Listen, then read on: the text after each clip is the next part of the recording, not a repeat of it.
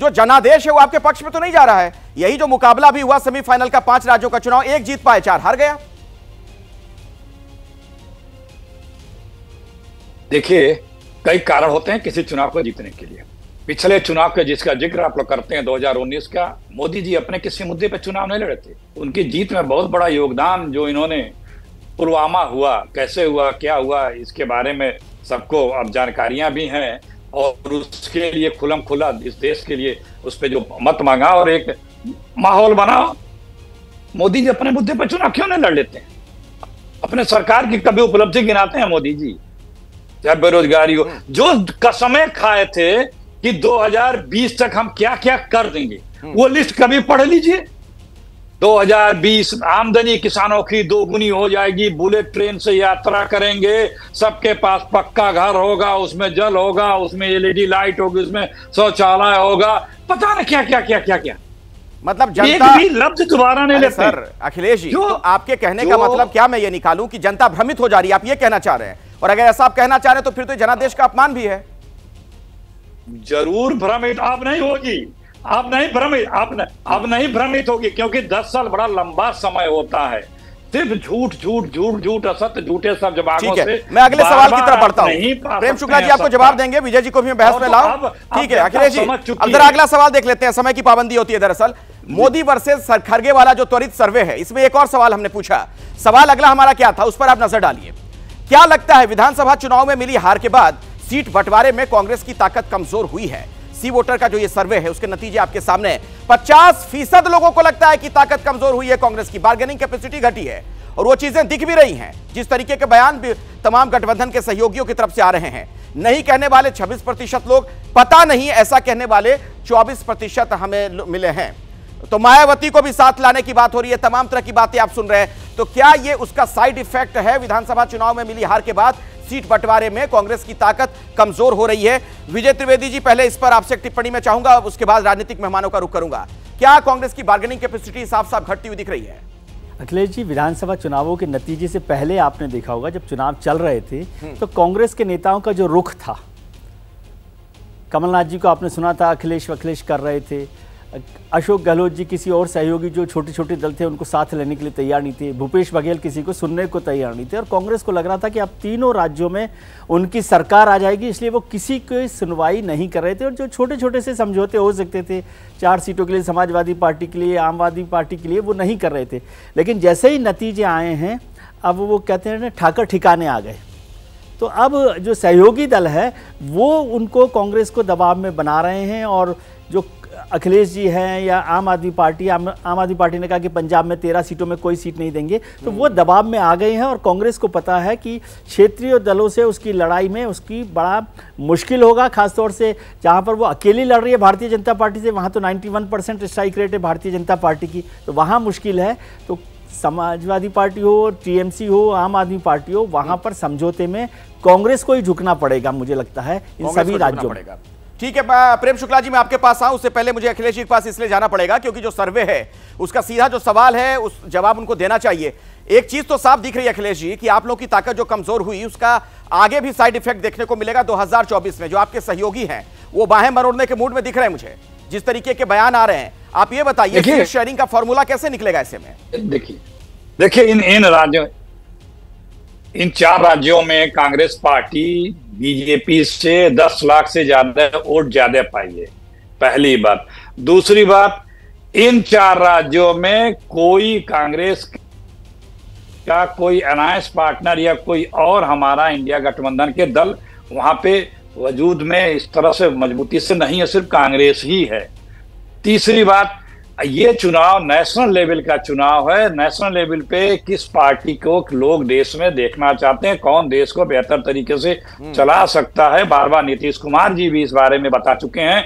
और मोदी जी की जो फेल्योर है, मोदी जी का इस देश में जो एक बोझ बन, मोदी जी इस देश को जिस तरह से हर फील्ड में बर्बाद कर रहे हैं, सिर्फ झूठ बना करके, जो उसका खुलासा हो चुका है, लोग लोग महसूस कर रहे हैं, उसमें चुनाव होना है। प्रेम शुक्ला जी, भले आप लोग सब चुनाव जीतते चले जाएं, विधानसभा में भी आपको जीत मिल गई, लेकिन अखिलेश जी कह रहे हैं कि मोदी जी का फेल्योर है ये। जी जी लेकिन दारुण पराभव में भी जय का अहंकार पालने की इनकी जो कला है वो अत्यंत प्रशंसनीय है। ये कितने भी गिरे तो भी टांग ऊपर, एक मुंबईया कहावत है, गिरे तो भी टांग ऊपर। एक आदमी गिर गया, कहा भाई मेरी टांग तो ऊपर है ना, तो ये भाई ठीक है, इनकी टांग ऊपर है तो इनकी टांग ऊपर बनी रहे। ऐसे ही आपकी टांग ऊपर बनी रहेगी साहब, 2024 में भी बनी रहेगी, 2029 में भी बनी रहेगी। इसी तरह से आप टांग ऊपर रखें और गिरते रहें। आपको जो है पिछली बार जो आपको 54 सीटें मिली हैं उसमें सबसे बड़ा जो चंक है वो केरल और पंजाब का है। केरल में सीपीएम जो है आपके साथ अलायंस में आ रही नहीं आ रही है अभी आप बताने की स्थिति में नहीं है, और पंजाब में 13 सीटों में एक भी सीट देने के लिए आम आदमी पार्टी तैयार नहीं है। केजरीवाल का बयान है, जो आपके अलायंस पार्टनर है, जो मल्लिकार्जुन खड़गे को जो है प्रधानमंत्री पद के प्रत्याशी के रूप में प्रस्तुत कर रहे हैं, वो एक भी सीट नहीं देना चाहते।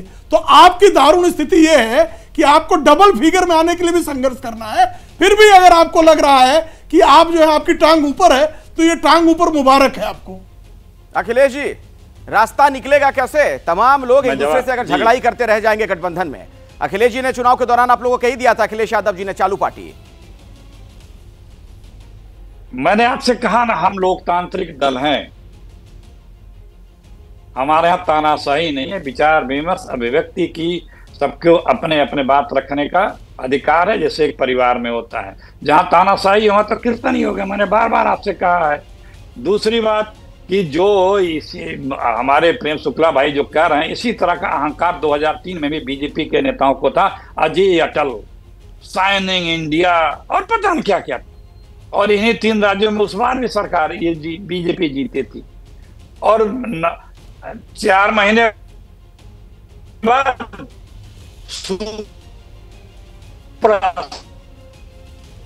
आपके ऑडियो में कुछ दिक्कत आ रही है सर, मैं कोशिश करता हूं कि ठीक हो जाए। हाँ हाँ हाँ विजय जी, इसमें जोड़ लीजिए अपनी बात। हाँ रखिए। हाँ फिर साफ होगा। वो बहुत ज्ञानी लोग हैं कि अभी राहुल गांधी जी का कार्यक्रम का आपने जिक्र किया कि वो जनवरी से भारत जोड़ो यात्रा 2 पर जा रहे हैं, भारत जोड़ो यात्रा 2 कर रहे हैं अरुणाचल प्रदेश से गुजरात तक। तो वो क्या जो 2024 की चुनावी राजनीतिक लड़ाई है उसमें शामिल नहीं होंगे? तो ऐसे योद्धा को आप सर्वे में प्रधानमंत्री पद का उम्मीदवार बना सकते हैं कि नहीं बना सकते? अखिलेश जी ने क्या तय किया है कि वो इस चुनावी समर में नहीं रहेंगे फिर से, जैसे पहले कर्नाटक और गुजरात में नहीं थे? जवाब दीजिए अखिलेश प्रताप सिंह जी। विजय त्रिवेदी जी ने जो सवाल पूछा,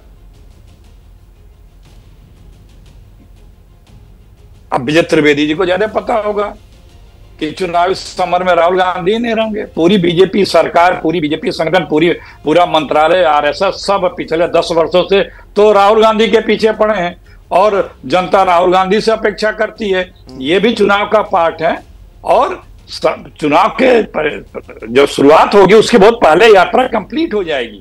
इस बार यात्रा का तरीका कुछ अलग होगा, और हमें पूरा समय रहेगा, और लोगों की मांग थी कि क्षेत्रों से पिछले बार यात्रा नहीं गई थी, इसलिए उस यात्रा को किया जा रहा है। तो ये कह देना कि राहुल गांधी, अरे राहुल गांधी को ही ये देश सबसे विश्वसनीय नेता है, इस देश के सबसे, जो देश की जिसके पास विजन है। साहब के पास सिर्फ गठबंधन के जो सहयोगी है वो भी यही बात कहेंगे क्या अखिलेश जी कि राहुल गांधी सबसे विश्वसनीय नेता है? कही रहे। हाँ, हमारे गठबंधन का हर नेता विश्वसनीय है, उसमें राहुल गांधी एक प्रमुख विश्वसनीय है। नहीं, सबसे ज्यादा राहुल गांधी हमारे गठबंधन में लोकतंत्र है। हाँ, तो मैं तो कह रहा हूँ सब विश्वसनीय, उसमें सबसे ज्यादा विश्वसनीय है, सब विश्वसनीय है। चलिए अच्छी बात है। जो बोला बाकी लोग क्या कहेंगे? वैसे प्रेम शुक्ला जी, आपको 2003 याद दिलाकर अखिलेश जी अभी डरा रहे थे, और राहुल गांधी यात्रा पर भी निकलने वाले हैं। अभी तो ये लोग जो है विधानसभा चुनाव पहले अखिलेश सिंह बार बार कह रहे थे कि ये 5 राज्य जीत जाएंगे, और इनका कितना दारुण पराभव हुआ। उस पराभव के बाद भी इनका अहंकार चूर नहीं हो रहा है। जब तक ये 0 पे नहीं जाएंगे तब तक इनका अहंकार खत्म होने वाला नहीं है। तो ईश्वर जो है इनका अहंकार इसी तरह बनाए रखे, राहुल गांधी का अहंकार इसी तरह बनाए रखे। इनके नेता जो है बारंबार सबका अपमान करें, जैसे अखिलेश यादव जी का अपमान किया, और अपेक्षा इनसे कर रहे, जनता कर रही है। भाई केजरीवाल उपेक्षा राहुल गांधी कर रहे हैं, मल्लिकार्जुन खड़गे का नाम पेश कर रहे हैं। ममता बनर्जी राहुल गांधी का नाम लेने को तैयार नहीं है, वो मल्लिकार्जुन खड़गे का नाम ले रही हैं। आपके इंडी अलायंस के साथी ही जब श्रीमान राहुल गांधी का अपेक्षा करने की बजाय उपेक्षा करने पर आमादा है, उसके बाद भी अगर आपको अहंकार है कि जनता आपके साथ है, तो आप इसी अहंकार में चूर रहिए। ये अहंकार आपको मुबारक हो। अच्छा अखिलेश जी, एक बात बताइए, आप तो पुराने नेता हैं, धाकड़ नेता हैं, कई पुराने नेताओं को आप देख समझ चुके हैं। ये ममता बनर्जी ने मल्लिकार्जुन खड़गे का नाम जब आगे बढ़ा दिया, तो आपको नहीं लग रहा कुछ खेल करने की उन्होंने कोशिश की? आपके मुताबिक राहुल गांधी सबसे विश्वसनीय नेता है, तो राहुल गांधी का नाम भी तो बढ़ाया जा सकता था पीएम के उम्मीदवार के तौर पर। मैंने आपसे कहा ना कि हमारे इंडिया गठबंधन लोकतंत्र में है, लोकतंत्र में आस्था रखने वाला गठबंधन है। बीजेपी का कोई नेता या आप या कोई कहने दे कि हम सांसद मुख्य प्रधानमंत्री चुनेंगे। भाई राष्ट्रपति प्रणाली तो है नहीं, सांसद ही पीएम चुनते हैं। कोई सपने में भी कह दे बीजेपी का कोई नेता अदना से लेके आला तक, चलिए नहीं, तो मतलब ममता बनर्जी ने जो कहा वो ठीक मानते हैं आप? जैसे ही घड़ी का काटा दोपहर 2:30 पे आए, बबीता जी का दिल सास बहू साजिश के लिए मचल जाए। और ये है इनकी बहू, पूरे दिन ऑफिस की टेंशन हो जाए गॉन जब ये करें अपना फेवरेट शो फ्री टाइम पे ऑन। इनकी तरह आप भी देखिए अपना फेवरेट शो अपने टाइम पर और डाउनलोड कीजिए एबीपी लाइव ऐप अपने स्मार्ट टीवी पर।